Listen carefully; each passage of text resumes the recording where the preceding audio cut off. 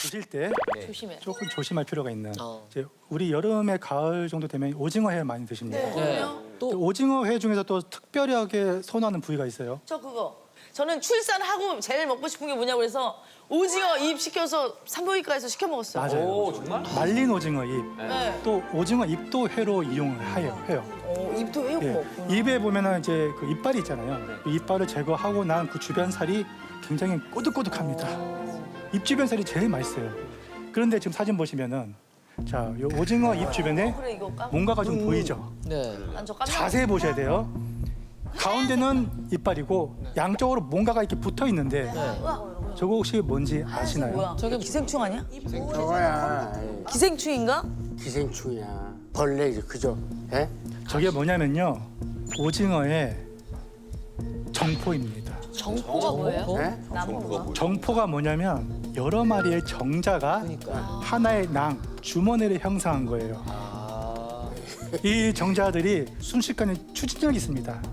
박혀야 하니까. 그래서 사실 실제로 이거 사례가 있었어요. 오징어 회를 먹다가 횟집에서 오징어 잎도 내줬는데 그걸 먹고 나서 몇 시간이 지나자 입안이 따끔따끔거리는 거예요. 어머. 혓바닥도 아프고 목구멍도 따끔따끔거리고 그래서 이 여성분이 뭔가 좀 이상하다 해서 병원에 갔어요. 그래서 뭐 검사를 해봤더니 이게 오징어에 정자가 모여있는 주머니, 즉 네. 정포였다는 거예요. 아니 근데 기본적으로 아는 저희 상식은 이제 정자가 밖으로 나오는 순간 끝나잖아요. 그렇죠. 얘네는 살아 있어요? 잠시 동안 살아있는 건데 운이 없으면 박힌 상태에서 죽어버릴 수가 있어요. 그러면 그건 또 이렇게 핀셋으로 뽑아내야 되거나. 어머. 네.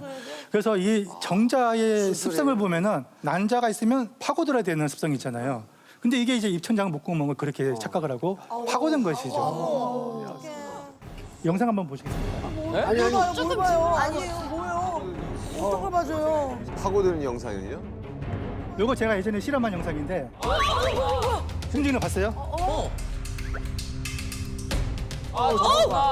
승진이 봤어요? 어머. 근데 어떻게 저렇게 팔딱팔딱 거리냐고. 저기 정포예요?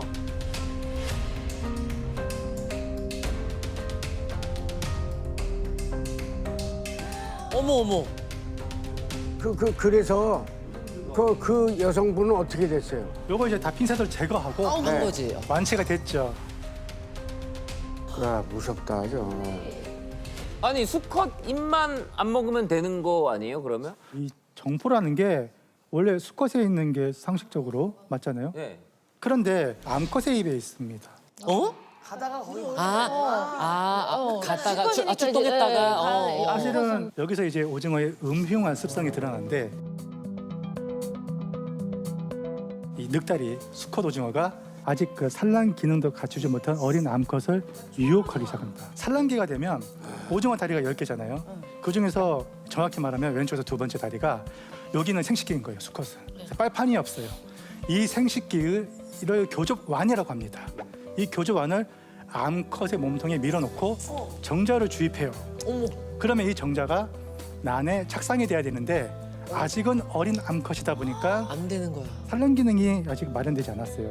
그때까지는 입에다가 저장을 해두고 있는 겁니다. 아. 그래서 입에 이 정포가 나타난 것은 대부분 암컷이라고 보시면 돼요. 그래가지고 아까 그것도 암컷이었네요, 그러면. 그렇죠. 아. 그러면 발 중에 하나는 다리가 아니었던 거네요. 생식기였습니다. 나는 그 다리라고. 글쎄, 우리 다리인 줄 알았지, 여태까지. 나도 오늘 그냥. 수업 반은 듣고 반은 듣지 말아야 됐네. 어떡해 우리는. 갑자기 입맛이 확 떨어지지.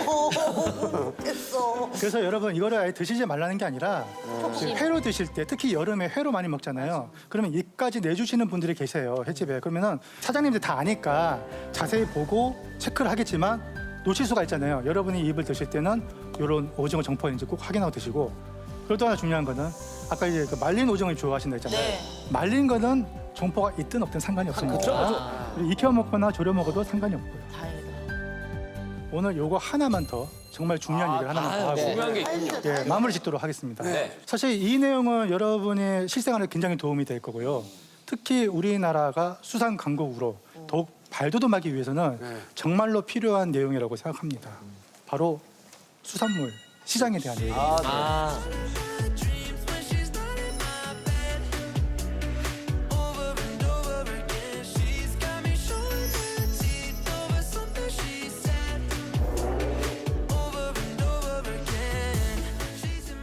그 수산인들을 많이 존경하는 사람으로서 제가 이 수산 시장을 많이 애정하거든요. 그런데 한편으로는 좀 많이 안타까운 그런 부분이 있는 것도 사실입니다. 제가 한 2년인가요, 3년 전에 어떤 수산 시장에서 이 저울 사기를 당한 적이 있었습니다.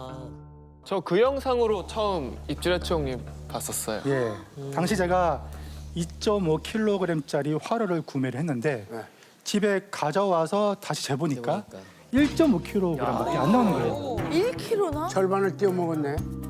이렇게 이제 원래 중량보다 부풀려서 금전적인 이득을 취하는 것을 저울 장난, 뭐 저울 상술이라고 하는데 엄밀히 말하면 이건 상술이 아니라 사기에 가까운 거죠. 사기. 최근에는 이런 저울치기가 많이 알려지긴 했는데 제가 말씀드리고 싶은 거는 이 저울치기는 분명히 잘못된 상행이다. 이게 왜 잘못됐냐면 부당한 이득을 편취하는 것도 문제지만 실은 이 양심적으로 장사하는 선량한 이 상인들까지 도매금을 취급할 수 있는 이 수산시장의 신뢰도를 깎아먹는 주범이 되고 있는 거죠. 그럼요. 맞아요. 시장 가면은 이렇게 생긴 저울 많이 보이죠. 네. 이거 이제 수동 저울인데 이거 다 이거 써요. 그렇죠. 네. 일단 기본적으로 저 0점이 잡혀 있는지를 확인하세요. 애초에 약간이 좀 이렇게 나와 있으면 문제가 있는 거겠죠. 바늘. 그리고 가장 고전적인 방법. 아 저거. 이게 이제 화로가 팔딱팔딱거리니까 이거를 이제 누르고 있는데 이걸로 300~400g은 쉽게 속일 수가 있고. 1kg에 1.2kg에서 살짝만 누르면 1.5까지 그렇죠. 딱 올라가면 또 가격 측정이 또 다르니까. 두 번째는 저렇게 꼬챙이로도 살짝 누르는. 네. 감쪽감. 누른다. 그리고 또 세 번째가 그 뜰채 있잖아요. 네. 근데 뜰채를 보시면 아시겠지만 이 철망으로 되어 있고요. 손잡이가 나무인데 굉장히 무거워요. 무겁죠. 근데 이거를 퍼다가 그대로 저울에 올립니다. 맞아. 그거대로 되는 사람 있어. 예. 그러면은 뜰채 무게를 빼줘야죠. 근데 이걸 안 빼고 얼렁뚱땅. 지금까지 제가 말씀드린 이 방법은 상당히 고전적인 방법. 이제는 그래도 적잖은 분들이 많이 아세요. 너무 또 티가 나잖아요. 그렇죠. 그래서 성행하게 된 것이 바구니 무게를 빼주지 않는 겁니다.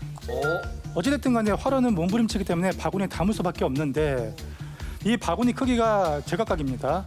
근데 적어도 이 사진에 나온 바구니를 보면 저 빨간 바구니가 600에서 800g 나오고 녹색 바구니가 약 1.2kg 나오고 꽤 많이 나가죠. 엄청 많이 나가네?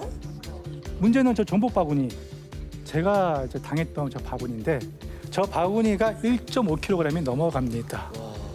그 저 바구니에다가 1.5kg짜리 생선 담으면 2.5kg이 되는 거예요.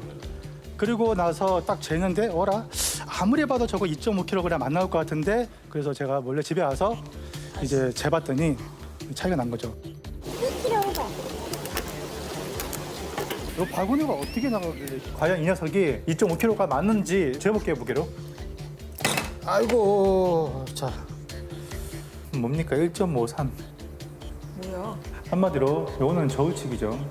일단 여러분이 만약에 저울을 잴 때 바구니 무게가 나간 것 같다 그러면 당당하게 요구를 하세요. 저 바구니 무게는 제해 주신 거죠? 혹은 0점 잡으신 거죠? 0점. 자, 근데 여기서 또 문제가 바구니뿐만 아니라 양동이 있죠. 예. 요 이제 물통입니다. 저게 물이 빠지는 게 아니라 물을 가둬두는 구조예요. 맞아요. 저거는 주로 어디에 사용하냐면 뭐 킹크랩 대게, 새우 꽃게 이런 이제 해산물을 담을 때 물무게가 포함이 될 수가 있어요. 어떻게 하냐면 진짜 밑장 빼기 전에 빠른데 대게를 바가지 삶는 겁니다. 대게를 물 속으로 좀 깊이 넣고 빠르게 퍼서 올리면은 딸려오는 물이 있어요. 물 무게를 물 무게로. 킹크랩도. 근데 보세요. 킹크랩이 정말로 비쌀 때는 킬로그램당 10만 원 나갔습니다. 근데 이거 한번 퍼서 500g 정도 물무게 부풀리는 거 그거 일도 아니에요. 그러면 보세요. 우리가 10만 원만 내면 될 걸 15만 원에 사는 겁니다. 물무게로 5만 원을 내는 거예요. 진짜 어이없다. 이제 이 저울치기뿐만 아니라 전자저울로 할 수 있는 신종 수법이 있는데 또 있어. 요거는 좀 굉장히 기발한 꼼수입니다. 그게 뭐냐면 이걸 우리가 아는 거야? 자, 제가 지금 표시를 해서 이제 여러분이 알게 됐지만 사실 이 잘 보면은 기둥에 케이블 타이 있죠. 네. 전선 묶는 거. 그거를 묶어뒀는지를 꼭 확인하셔야 돼요. 왜냐면 저 케이블 타이 위치에다가 바구니를 낑겨서 넣을 수가 있어요. 그러면은 이 무게가 또 올라가요. 물려지는 거지.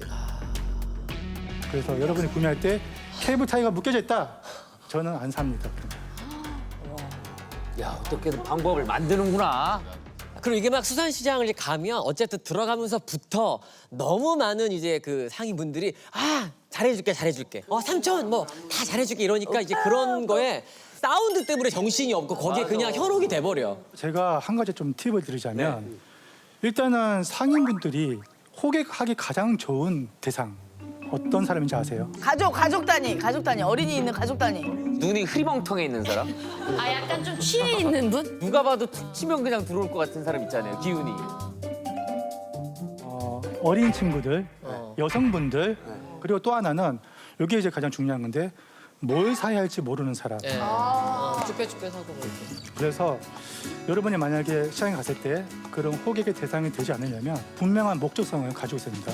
두 가지가 있는데 하나는 내가 먹을 품목, 또 하나는 내가 먹을 양. 그래서 우리 4명인데 4명이서 먹을 광어회 떠주세요.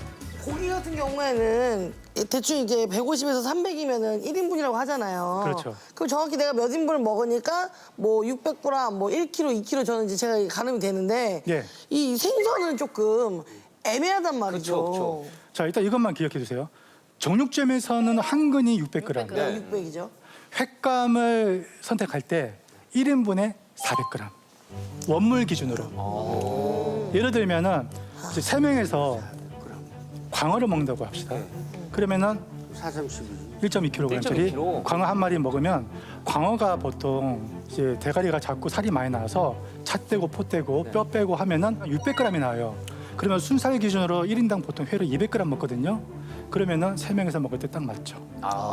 예. 그러면 4명이서 2kg면은 차고 넘치겠네. 그렇죠, 광어는. 오. 근데 또 하나 생각하셔야 할 게, 자, 도미나 우럭같이 대두가 있습니다. 네.